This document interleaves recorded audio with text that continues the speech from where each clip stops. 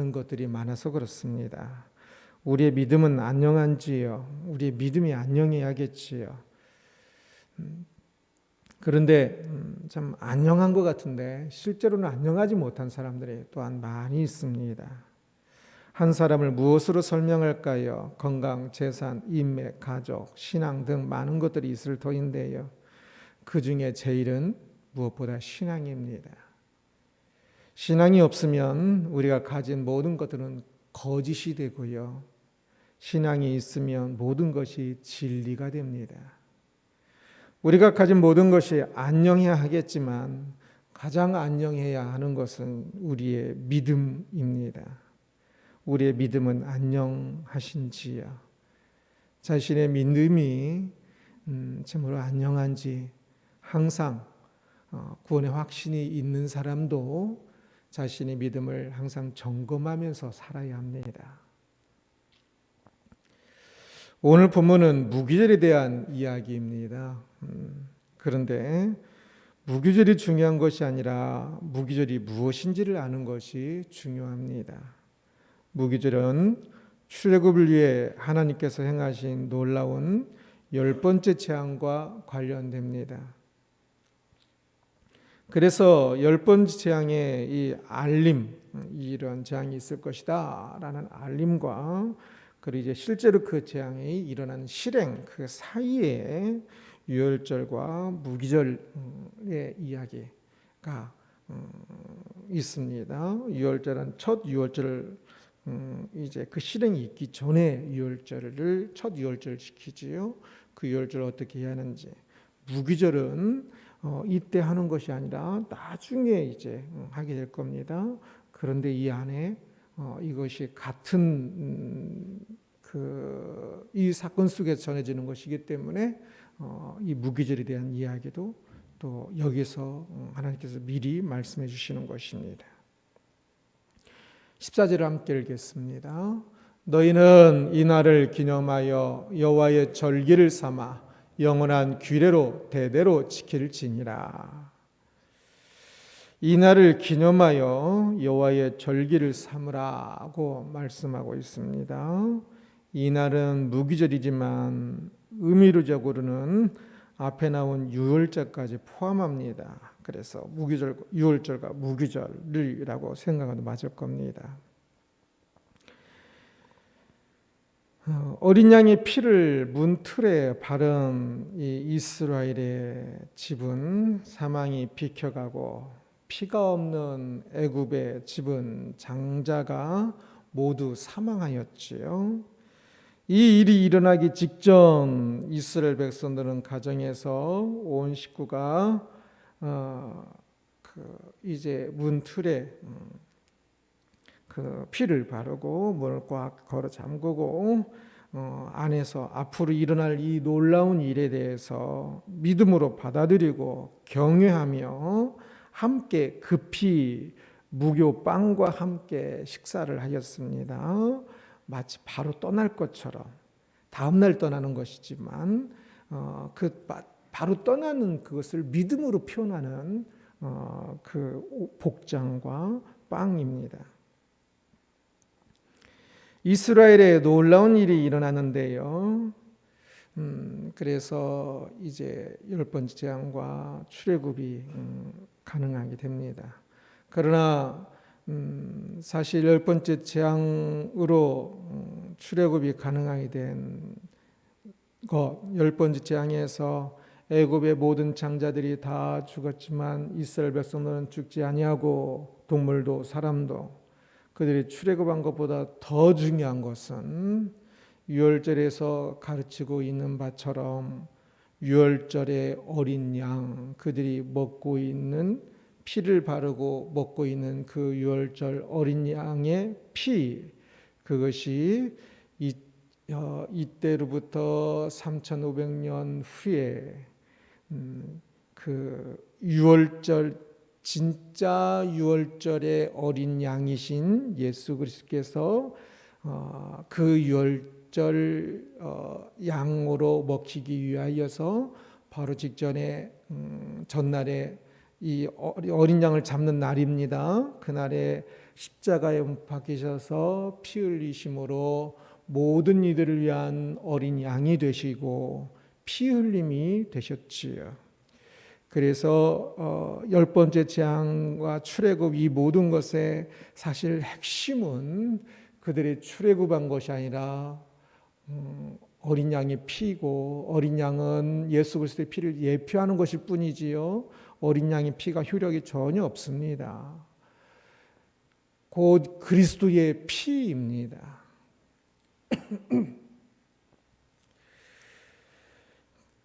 그렇게 그 당시에 그들은 이제 그리스도의 피까지는 자세히 알지 못하고 하나님께서 말씀하신 대로 그리스도의 피를 예표하는 어린 양의 피로서 이 모든 일들이 일어났지요. 그래서 장자가 죽지 않은 것 또는 출애굽한 것도 큰 사건이지만 그 속에 진짜 사건은 어린 양의 피인 것을 그들이 제대로는 인식하지 못했을 거겠지만 그러나 중요한 부분인 것은 좀 더 생각하고 있었을 것입니다. 여하튼 이런 놀라운 일이 그들 가운데 일어났습니다. 그런데 놀라운 일이 일어났어도 이것을 그들이 잊어버린다면 오히려 안 일어난 일보다 못할 수 있습니다. 일어나지 않았고 경험하지 않았으면 하나님의 은혜를 더 나아가 그리스도의 피를 가벼이 여기는 죄는 범하지 않을 터인데 그런데 그것을 경험하고 잊어버린다면 우리들이 신앙인들이 그런 이야기들을 하지요. 옛날에 자신이 경험하였던 그 은혜들을 참 놀라운 은혜들을 경험하였는데 그것을 잊어버린다면 그것은 참으로 큰 죄입니다. 그리스도의 피를 경홀히 여긴 죄입니다. 사람들이 이 죄를 많이 생각하지를 못해요. 그러나 생각해야 합니다. 옛날에 큰 은혜를 경험했는데 지금은 이렇게 뭐 은혜 없고 이렇게 막 사는 것에 대해서 옛날엔 좋았어 이렇게 이야기 그냥 쉽게 이야기하는데 그게 쉽게 이야기할 일이 아닙니다. 그것은 그리스도의 피를 경홀히 여긴 것입니다. 차라리 은혜를 경험하지 않았으면 괜찮아요. 그런데 은혜를 경험해 놓고도 그것을 잊고 살고 있다면 그것은 엄청난 죄입니다.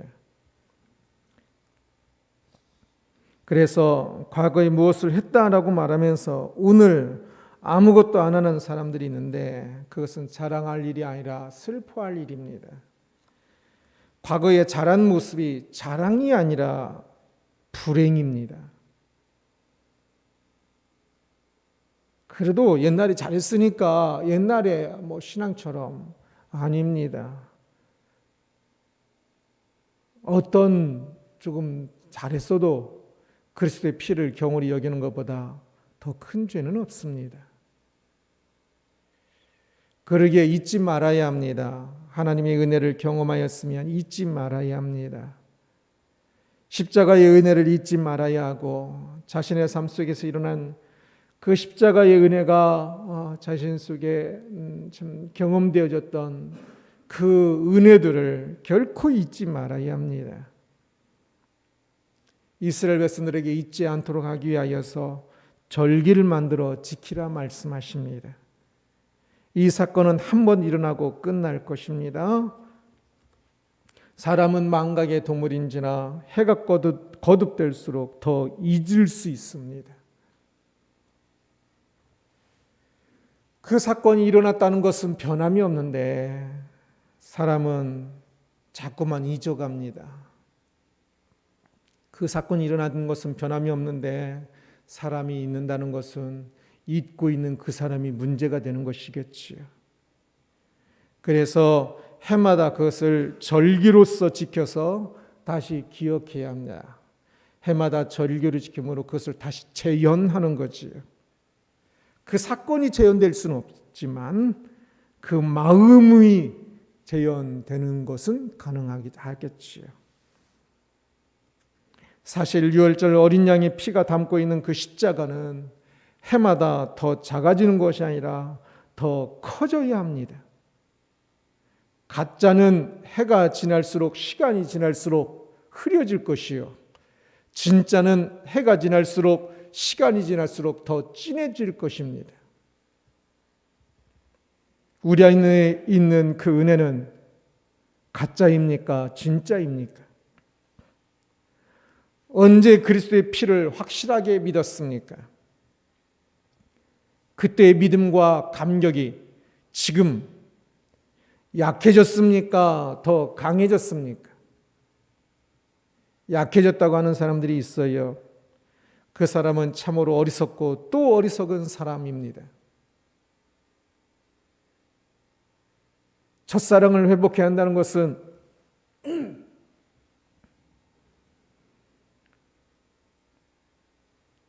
마치 모든 사람이 그리하는 것처럼 마치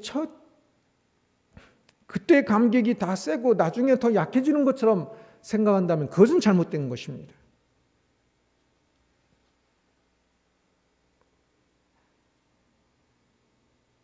하나님의 은혜를 깨닫고 그 위에 그 은혜들이 내 안에 더욱더 강력하게 역사하고 더 풍성하게 되지 않았다면 이 인생을 헛산 것을 넘어 악하게 산 것입니다. 차라리 안 살았어야죠. 그때 생을 마쳤어야죠. 그때 강했다면. 괜히 인생을 살아가지고 믿음이 더 약해졌다면 인생을 헛산 것이 아니라 악하게 산 것이지요. 그리스도의 피의 은혜를 알았다면 우리가 지금 믿음이 무엇입니까? 십자가를 더 깊이 아는 것이 핵심이 아닙니까? 그리스도의 피에 그 은혜와 사랑이 있었는데 그 사랑을 알았는데 어찌 그 사랑을 알고도 거기서 멀어질 수가 있겠습니까? 그 놀라운 사랑을 깨달았는데 어찌 거기서 멀어질 수가 있겠습니까?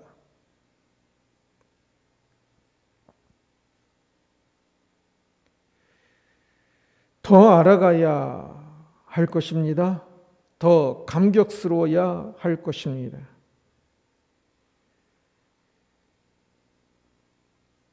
우리의 믿음이 안다라고 간단하게 끝나지 말고 더 많이 알아야 할 것입니다. 무엇인가를 새로 배우면 수업 시간에 수학의 공식을 배우고 영어를 배웠어요. 데스크, 책상이다 라고 분명히 배웠어요. 그러나 집에 가면 데스크, 책상 기억이 되나요? 안 되죠. 분명히 설교 말씀을 들었어요. 집에 들어가면 기억이 되나요? 안 되지요. 새로 배운 것을 안다고 생각하지 말아야 합니다. 착각하지 말아야 합니다. 배웠으면 그것을 익혀야 합니다. 그래서 학습이라고 이야기를 하는 겁니다. 배우고 익힐 습입니다. 익혀야 학습이 되는 거지. 그냥 새로 배웠다고 끝나는 것 아닙니다. 아는 것 아닙니다. 말씀을 읽고 듣고 끝나는 것이 아니라 더욱더 익혀야 합니다. 묵상을 통해 익혀야 합니다. 더 깊이 간직하도록 해야 합니다. 이스라엘 백성들이 10번째 재앙 때 유월절을 지키고 그들이 출애굽한다고 다 믿음을 안 것입니까? 아닙니다. 계속적으로 그들은 더욱더 광야에서 익힐 것입니다. 하나님의 전능하심을 출애굽하면서 오 하나님 전능하심 다 말을 했겠죠. 그렇지만 그들이 그 하나님의 전능하심을 제대로 몰랐습니다. 광야에 가서도 계속 익힐 겁니다. 학습을 하게 될 것입니다. 안다고 착각하지 말고 계속적으로 익혀야 합니다. 인생에 주어진 이유가 그것 때문입니다. 더 많은 시간이 필요한 이유가 그것 때문입니다. 시간 속에서 계속 익혀야 합니다. 인생이 왜 이렇게 긴지 몰라 그런 이상한 소리 하지 말고 긴 것은 바로 그렇게 믿음을 배우라고 있는 것입니다. 얼마나 좋은 기회입니까? 생을 마치는 그 순간까지 익혀야 합니다. 우리의 믿음이 시간과 더불어 잊혀질 것이 아니지 않습니까?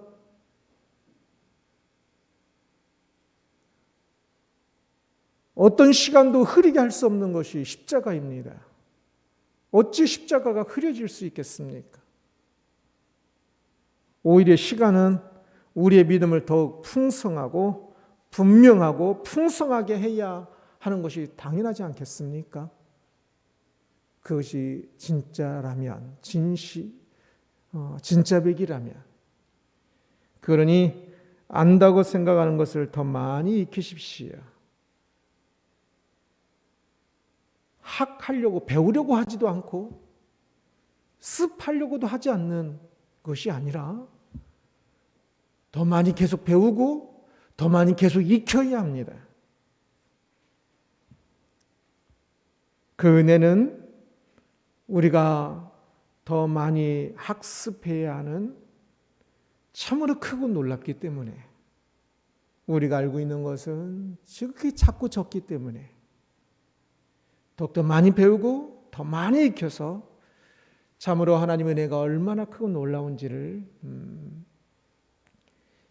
참 더 해마다 이 절기를 지킬 때 해마다 이것이 더 풍성해지고 더 강해져야 할 것입니다. 우리의 믿음이 그래야 할 것입니다. 하나님께서 또 말씀하십니다. 24절 함께 읽겠습니다. 너희는 이 일을 규례로 삼아 너희와 너희 자손이 영원히 지킬 것이니.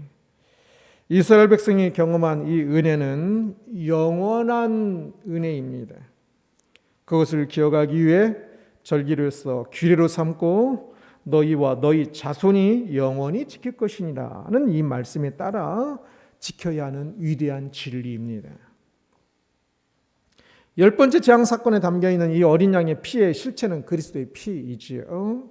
그 사랑이 얼마나 놀랍습니까?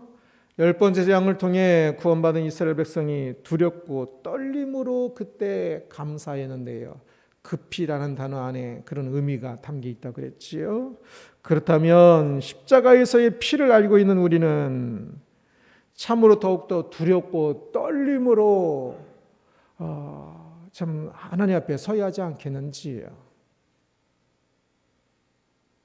예배할 때, 기도할 때, 홀로 기도할 때, 홀로 성경을 읽다가도 두렵고 떨림으로 하나님 앞에 설 수 있어야 합니다. 서야 합니다. 하나님께서 전능하심으로 구원하시기만 한 것이 아닙니다. 전능하심으로, 10번째 재앙을 보십시오. 전지전능하심으로 그들을 출애굽시키신 것만이 아니에요. 친히 외아들을 보내셔서 대속에 피를 흘리게 하셨지요. 그것은 전능함보다 더 놀라운 일입니다. 위대함을 넘은 위대함입니다. 전능하신 하나님 앞에 설 때도 두렵고 떨어야 할 텐데 그 위대함을 넘은 그 위대함 앞에, 사랑을 넘은 사랑 앞에, 전능함으로 표현될 수 없는 그 놀라운 은혜 앞에 어찌 그냥 넘어갈 수가 있겠습니까? 참으로 위대한 진리와 사랑 앞에 이스라엘 백성들이 해야 하는 일이 무엇이었을까요? 그들이 하나님께서 전수를 이야기하십니다. 26절 27절 함께 읽겠습니다. 이후에 너희의 자녀가 묻기를 이 예식이 무슨 뜻이냐 하거든 너희는 이르기를 이는 여호와의 유월절 제사라. 여호와께서 애굽 사람에게 재앙을 내리실 때에 애굽에 있는 이스라엘 자손의 집을 넘으사 우리의 집을 구원하셨느니라 하라 하매 백성이 머리 숙여 경배하니라. 위대한 사건과 위대한 이 사랑은 참으로 위대하기에 이것이 경험하고 더 작아지는 것이 아니라 경험했을 때 위대한 사건, 위대한 사랑인데 우리가 경험했을 때 이 경험은 그 사랑을 그대로 경험하는 것이 아니라 지극히 조금 경험한 것이었습니다. 그러기에 참으로 해가 거듭될수록 저를 지키면서 이 사랑을 더 깨달아야 합니다. 그 위대한 사랑의 그 크기를 더 그때 직접 경험해 놓고도 실제로는 다 경험하지 못한 거예요. 그러니 시간이 지나면서 그 위대함을 더 새롭게 더 깨닫는 것이지요. 그리고 그 새롭게 깨닫는 그것이 자기의 인생을 마치면서 끝나는 것이 아니라 위대한 진리이기 때문에 이 진리가 또한 후대에까지 전수되어져야 돼요. 위대한 진리가 나로서 끝나면 그것도 죄악입니다. 그것도 잘못입니다. 위대한 진리가 전수되어져야겠지요. 그 책임이 그 위대한 진리를 깨닫는 사람에게는 그 책임이 있는 겁니다. 네 신앙 따로 내 신앙 따로가 아니라 참으로 신앙은 개인적인 한 사람 한 사람의 것이기 때문에 우리가 무엇을 강요할 수는 없지만 그러나 전수해야 할 책임은 있습니다. 다음 세대에게. 그 위대한 진리가 위대한 사랑이 우리 때에서 끝나면 안 되지 않겠습니까?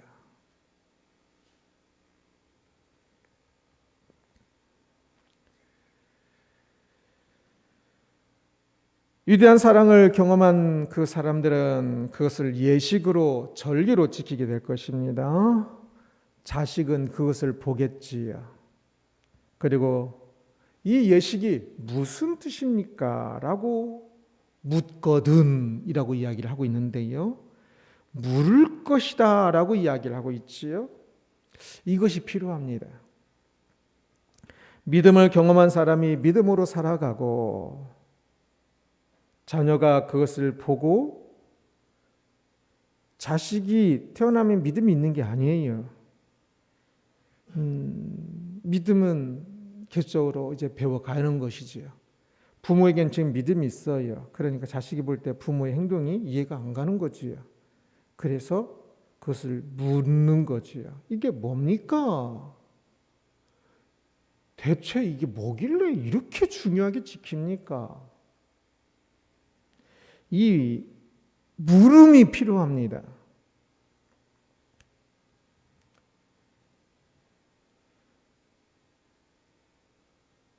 자식이라고 믿음이 저절로 생긴 것이 아니기 때문에 그 자식이 부모에게 있는 그 믿음에 대해서 묻는 것이 필요합니다. 이 많은 질문을 거쳐야만 믿음의 위대함을 깨달을 수 있습니다. 이 질문이 없으면 배울 수 없습니다. 모든 게 그렇습니다. 옛날에는 질문을 조금 터부시하는 경향이 좀 있었던 것 같아요. 교회에서 그냥 무조건 믿으면 돼 이렇게. 그러나 그것은 유교 문화라고 할까요? 성경은 절대 그러지 않습니다. 계속 질문하게 합니다.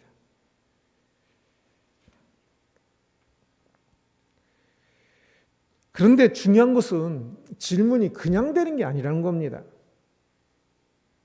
질문했으면 좋겠는데 질문이 있다는 것 자체가 그게 굉장히 큰 거거든요. 그래서 질문은 위대하다 할 수 있습니다.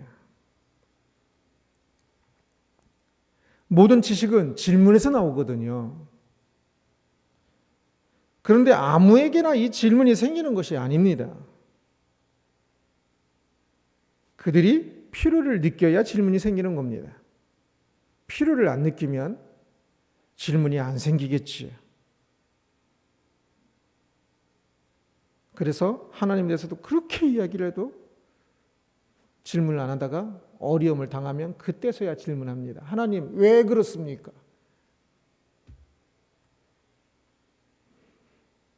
제가 이번에 쓴 그 시험마라는 책도 어려움이 없는 사람은 이렇게 저는 읽을 사람만 책을 선물하는데 읽는다고 해놓고도 한 몇 주 지났는데도 안 읽은 분들이 있더라고요. 아마 시험이 다가오지 않기 때문에 그럴 겁니다. 그런데 많이 힘든 분들은, 시험이 꼭 힘든 것만을 의미하는 것은 아닌데, 많이 힘든 분들은 꿀처럼 읽더라고요. 질문이 생기니까 그러겠지. 아마 혹시 여기 계신 분들도 안 읽으신 분들은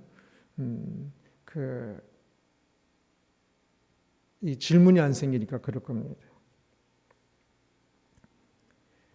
질문이 생기는 것은 먼저는 이 자식들이 자기들이 이제 그러한 것들 좀 인생을 경험하면서 질문이 생기는 것이겠지만, 무엇보다 부모의 모습에서 신앙이 얼마나 중요한지를 보아야 이 자식들에게 신앙의 질문이 생기는 겁니다. 이 예식이 무엇은 의미인가? 어느 학교 가야 합니까? 이 돈은 어떻게 봅니까? 아니라 부모에게서 신앙이 보여야 부모에게 그 신앙에 대해서 질문하겠지. 부모는 자녀가 질문하고픈 삶을 살아야 할 책임이 있습니다. 얼마 전에 꼰대에 대한 정의를 보았었는데요. 질문하지 않았는데 대답해주면 아저씨래요. 꼰대래요. 그냥 넘겼었는데 시간 지나면서 보니까 진짜 그러더라고요. 애들이 질문하지 않았는데 답을 해주면 되게 싫어해요. 질문했을 때도 자기들 질문한 것만 대답 듣기를 원해요. 부모는 자녀들이 질문하지 않았을 때 대답하면 오히려 아저씨 꼰대 소리만 들을 겁니다. 아이들이 질문하고 푼 삶을 살아야 합니다. 자녀 이야기 나오면 자신 있는 사람은 거의 없을 거예요. 그러나 우리는 그렇게 다시금 그렇게 살아야 합니다.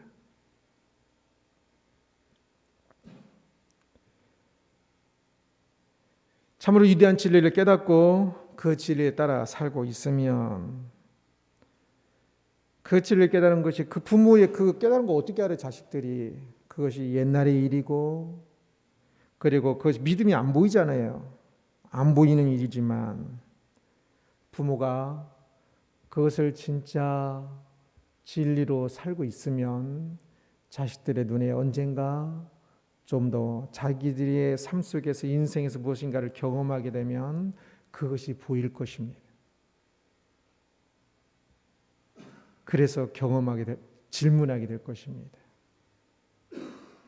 그런데 자식이 보기에 자식이 그런 어려움이 생겼어요. 그러나 부모가 그렇게 믿음대로 산 것 같지 않으면, 부모에게 믿음이 중요한 것 같지 않아 보이면 부모에게 그것을 질문할 일이 없겠지요.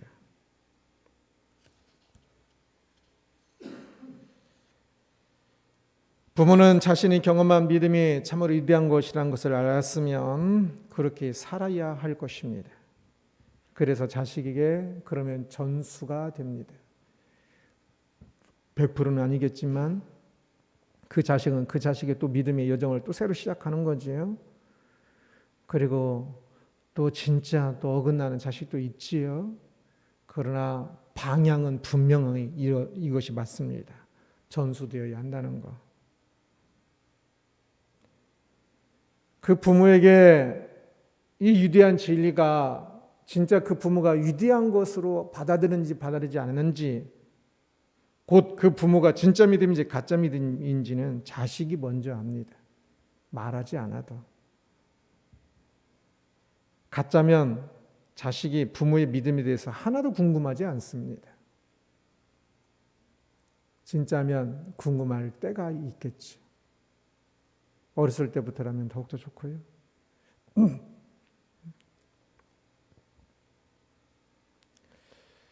믿음이 습관이 되어야 합니다.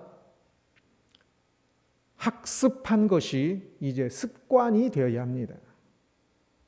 보통 습관이 의미 없는 습관들을 이야기할 때가 많아서 부정적 의미로 사용할 때가 많지만, 그러나 사실은 습관은 긍정적 의미로 사용되어질 때는 매우 좋은 것입니다. 자신 안에서 깨닫고 익힌 것이 이제 몸으로 체득되는 것입니다. 그래서 몸이 이제 먼저 반응하는 겁니다. 그것이 습관이 되는 것이지요. 거룩한 습관이 되어야 합니다.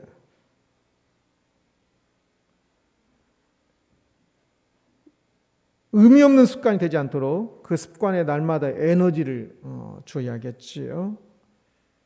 우리는 습관에 따라 예배하지만 단순한 습관이 아니라, 의미 없는 습관이 아니라 진리가 우리 안에서 녹아진 습관을 가지고 예배하는 것이지요. 그 거룩한 습관을 자녀에게 전수해야 합니다. 때로는 습관부터 더 전수되기도 해요. 그런데 이제 자식들이 그것을 아직 의미를 모르니까 그것이 좀 거부되기도 하고, 그래서 예배도 안 가려고 하기도 하고 조금은 이렇게 할 때가 있지만, 그러나 참 믿음의 가정이라는 것이 참 좋은 것은 그 습관이 먼저 배움으로 몸이 먼저 반응을 하는 것이 참 좋은 겁니다. 오히려 이제 거기에 의미 없는 습관이 아니라 의미 있는 거룩한 습관이 되도록 잘 설명하고 잘 깨달아 알도록 하는 것이 필요한 것이겠죠. 그래서 거룩한 습관을 전수하는 것도 굉장히 좋은 것입니다.